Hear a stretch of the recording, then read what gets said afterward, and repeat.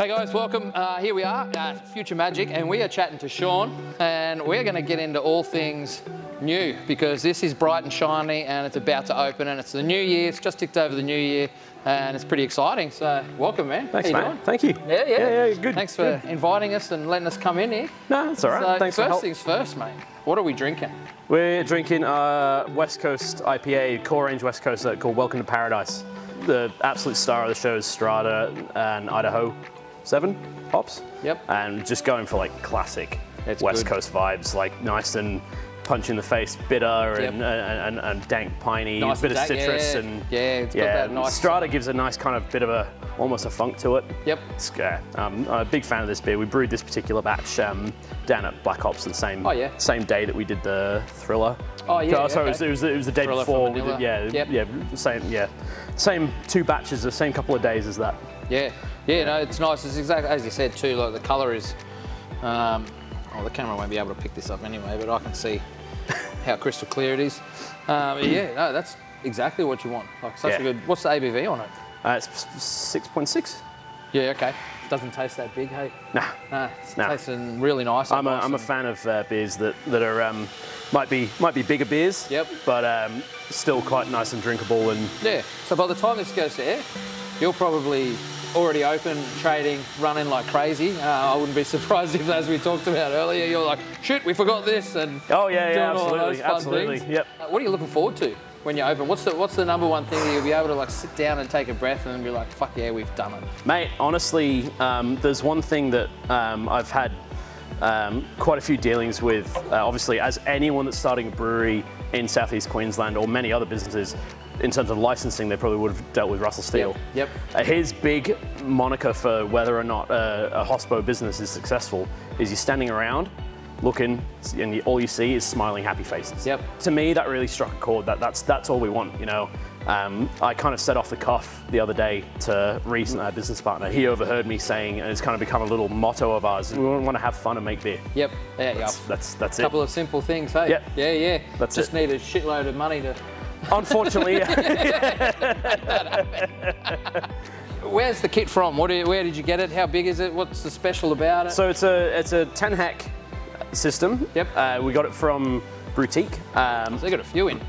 Yeah, they do. Now, don't they? They do. Yeah, they've had quite a few breweries take on their system. I think because it. Well, Hiker. Yep, Hiker. Parched. Yep. Burley Barrels. Yep. Woolgoolra. Easy times. Easy time. Yeah. Stratty. Which is kind of like that forms this other side of that, which is this nice community of people that all own the same kit. Yeah. So you know, we can say like, oh, I'm away or I'm sick. Can someone cover for me and come and brew? We need to get this batch out, and I'll owe you a favor. Yeah. And everyone can brew on everyone's kit. This happened. What have I done? Exactly. 100%. So yeah, it's a 10 hec system, 3-vessel brew house. So we got a mash kettle, lauter ton, and a kettle whirlpool. And then we've got 2 20 hec FVs, 4 10 hec, and a 20 hec bright, and the 3 down the end are 3 10 hec serving tanks. So they'll be able to go to any tap on the bar, just to plug in whatever. You know, we will have certain spots for certain beers on the bar, so rather than constantly change beers around, we'll put that serving tank that's full of that beer onto that beer's tap. Probably be like your core range sort of stuff. 100%. You don't want to be running out of massive. This is like blueberry sour of serving tank. And then a 20 hec bright. Yeah, so what we wanted to do was have plenty of finished beer storage and conditioning capacity, so that we're not having to tie up production. If we need to do like a canning run, something like that, we've got a little bit of flexibility. And I think the serving tanks are something kind of unique that not a lot of places have, which, you know, it's cool for punters seeing like, oh, I can trace this line from a tank that goes all the way to a tap. Oh, this is cool. I'm drinking straight out of the tap. But also just ease of handling on your end. 100%. Like the amount of kegs and handling, manual labour that will save you, the reduce the risk of infection, all of those things, oxidation. Yep. You know, it's there, it's good, it's on CO2. Yep. Push it out. And on the CO2 front, obviously, so this is one thing that we worked with Boutique on, was making sure that as the level in the tank goes down, the potential for it to overcarbonate gets higher and higher. So there's a little pressure transducer on the top, so that you're going to be aware of the actual amount of CO2 in the tank at any one time. So as it goes down with every pour, it's not going to overcarbonate. It's going to stay the same carbonation the whole way down. So if you've got a bright tank, you'd rip off a pallet of kegs at a time. Yeah. You know, it's for 450 litres, something like that. Yep. So you know that you're going to have to pressurize that tank differently at the end of that. Yeah. If you're pouring 400 mils off at a time, you know, no one's going to keep track of that. No.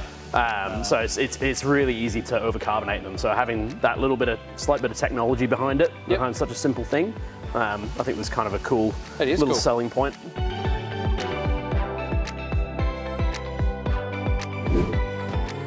This interview break brought to you by our friends at Bintani. We're going to talk about malt.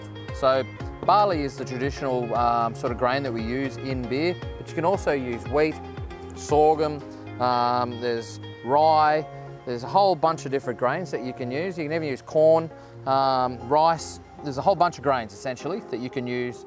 Anything that can be malted can be used in beer. There's a lot of things that can be used in beer, but we're talking about malt and the malt flavour. So barley itself is one of the most predominant grains in the world. So it's used to make malt. So that's just not used in beer. Think of single malt whiskey like Scotch whiskey, bourbons, any of your spirits. Some vodkas are made with grain, some are made with potatoes, but we're not getting into that.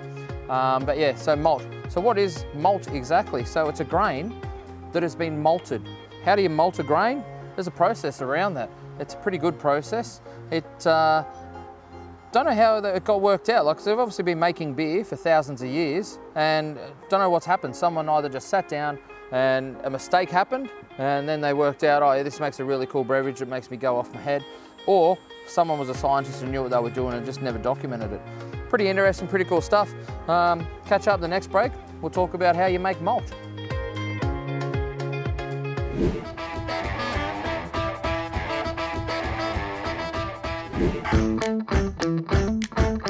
Yeah, someone said to me the other day, like, are you excited or are you nervous? I'm like, no, I'm just keen. Just want to get it I'm keen as throw the door open, get beer in tanks. Yeah. You spend so long and so much time and effort and emotional and mental, physical energy building something like this. And everyone goes through, regardless of how you do it, everyone goes through this same process of starting a brewery of, this is the bloody hardest thing you're going to do in a very long time, if not your life. The space is pretty big. Is this future planning for like more fermenters or a can machine or yes, or bottles? Are you seeing something in the future that we can't see? Is bottles going to make a comeback?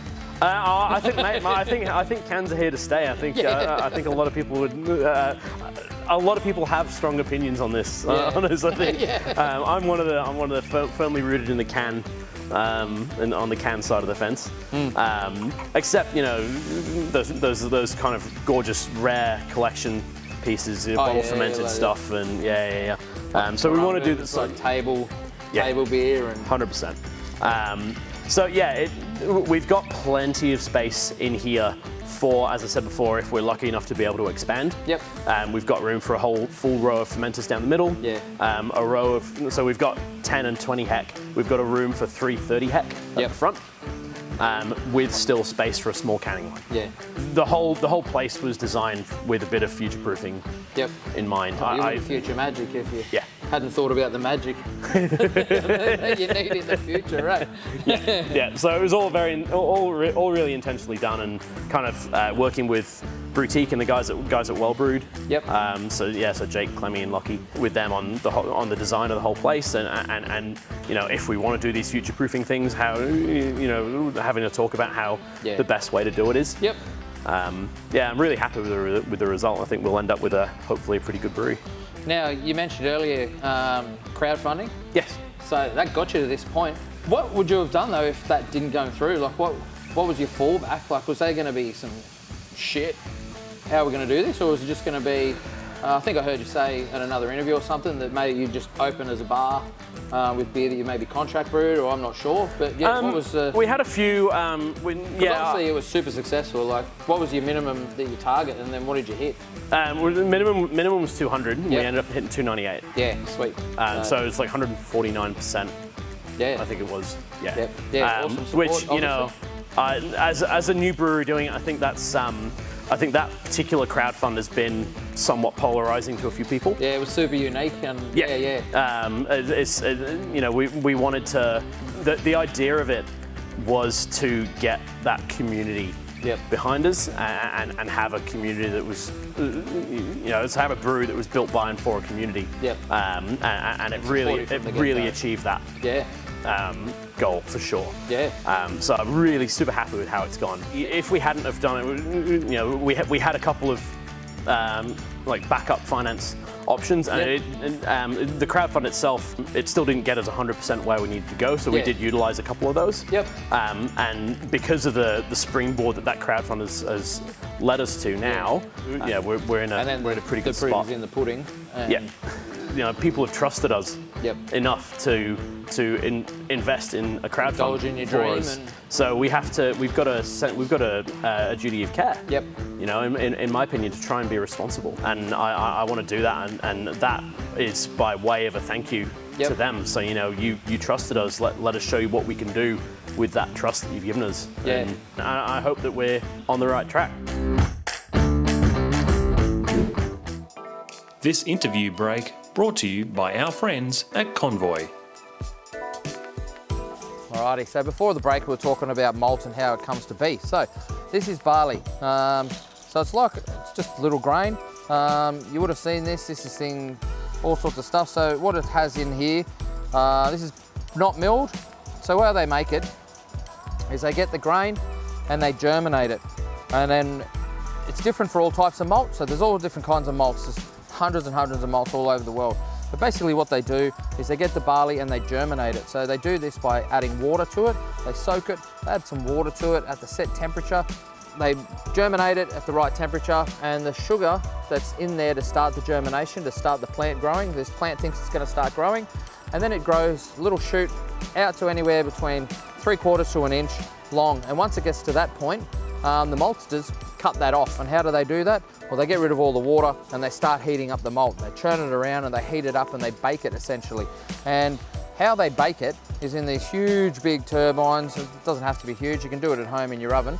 But how they do it to make it on this sort of a scale is they put it in these big ovens, and it's normally steam driven. It can be all sorts of things, but they steam it off and they get rid of that shoot and it stops. So the sugars that the seed started to produce in there stall, and that stays in the grain itself, in the malt itself.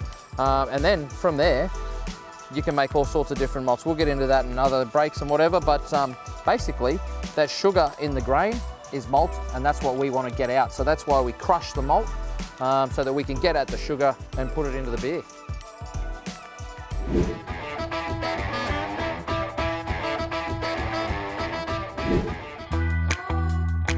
Now, we're sitting here, man. I'm feeling like a really nice breeze. You've got these two big ass fans in here. This is good in the venue. Like it's nice and breezy. It's not open, obviously, this end, but there's still a nice breeze blowing through here. How many can you fit in here? We're hoping to be able to fit on the main taproom floor, probably around between 150 to 200. And then we'll be opening up a mezzanine level as well. That's just a fair bit of demolition that we can't get done in time for the main open, because it's a lot of work. But that should be about another 100. And then we've got about 70 square meters outside, so that should be 40, 50. So you're near the end now, man. You can almost see the light at the end of that tunnel. What's your one thing in here that you just like go, I'm so glad that we got this, or that we did this? Like there's, like without it, you would constantly be regretting going, oh, we should have done. Probably the floor. Probably the brewery slab, getting that done, designed properly, poured properly, right amount epoxied of fall. properly, the right amount of fall, manufacture all that into it, and get the floor right from the get-go. Everything else becomes easier once you do that. That's that's the typical brewer's answer. Like, I'm so glad our floors work. My water drains. Honestly, there's so many of those. It'd be between that and the crowdfund. The crowdfund from just a social and societal thing, and to give us that kind of takeoff lift that a lot of new businesses want and need. So on the social side of things, definitely that crowdfund, but also the crowdfund. If anyone is watching this and is thinking whether or not they should do a crowdfund, do it. It's the hardest thing you'll ever bloody do, but it puts you through probably 2 or 3 years worth of business growth Yeah. in a few months. Yep.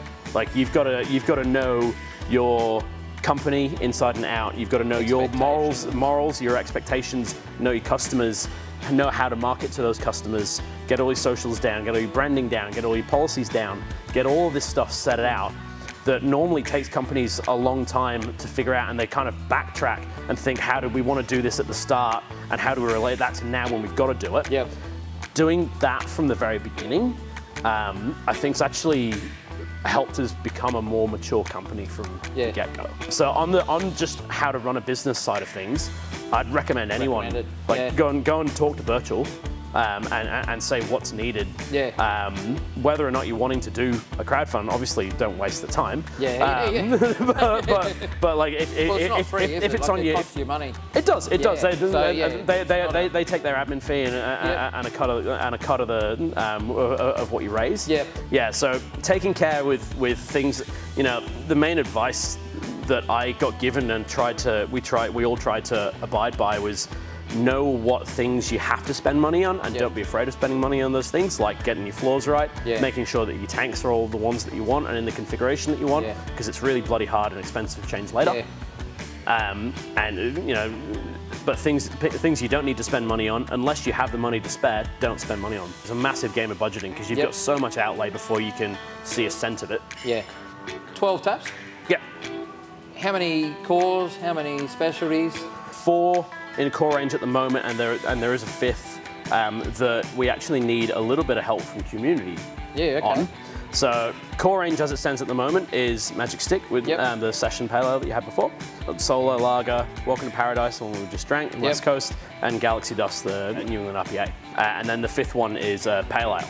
So the idea with that is we never thought of a name for it. We never wanted to think of a name for it because we wanted to leave that scarily in the hands of the community. Yeah, okay. You know, Beery McBeerface. I was just going to say that's what you're going to end up getting. It's been the most common. It's been the most common suggestion so far. So please stop suggesting Beery McBeerface. Yeah, that's vetoed.